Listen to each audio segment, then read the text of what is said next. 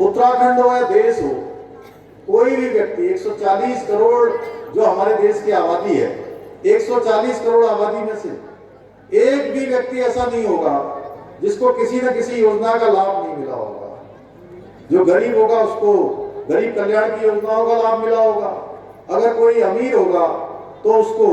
दूसरे प्रकार की जो सेवाएं हैं, चाहे रेल सेवा हो, चाहे हवाई सेवा हो, चाहे वो सड़क की सेवा हो, चाहे वो सुरक्षा की गारंटी हो, वो सारी की सारी चीजें, या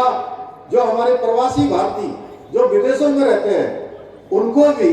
इन 10 सालों में लाभार्थी होने का सम्मान प्राप्त हुआ है कि वो विदेशों में भी उनका मान सम्मान बढ़ा है, उनकी भी पहचान बढ़ी है, उनका भी सीना गर्व से चौड़ा हुआ है कि हम भारत के रहने वाले हैं, हम भारतवासी हैं। इन 10 सालों के कालखंड में मोदी जी ने ये सब काम हमको दिए हैं। मैं सिद्धवली बाबा से प्रार्थना करता हूं कि कोटद्वार सहित पूरे उत्तराखंड में उनका आशीर्वाद हमारे ऊपर बना रहे। हर प्रकार की विपदा आपदा वो हमारे लिए सामान्य हो जाए। और आने के बाद जिस प्रकार से अभी ऋतु जी ने यहाँ से बताया कि बहुत सारा यहाँ नुकसान हुआ था आपका, मैं भी आया था उस दौरान। बाबा सिद्धवली की कृपा से आप सब लोगों ने उस समय जो हौसला रखा, संयम रखा और मिलकर उस आपदा से जिस प्रकार से सामना किया, निश्चित रूप से मैं यहाँ आप सबके सामने कहना चाहता हूँ, हम प्रतिबद्ध हैं कि हम कोटद्वार क्षेत्र हो, चाहे हमारा यमकेश्वर क्षेत्र हो, चाहे लहसगांव का क्षेत्र हो, या पूरा हमारा जनपद पौड़ी हो, या ये हमारा कोटद्वार जहाँ से एक समय में 4 धाम यात्रा प्रारंभ होती थी, ये हमारे लिए, हम यहाँ के लिए संकल्पबद्ध है, प्रतिबद्ध है कि इसका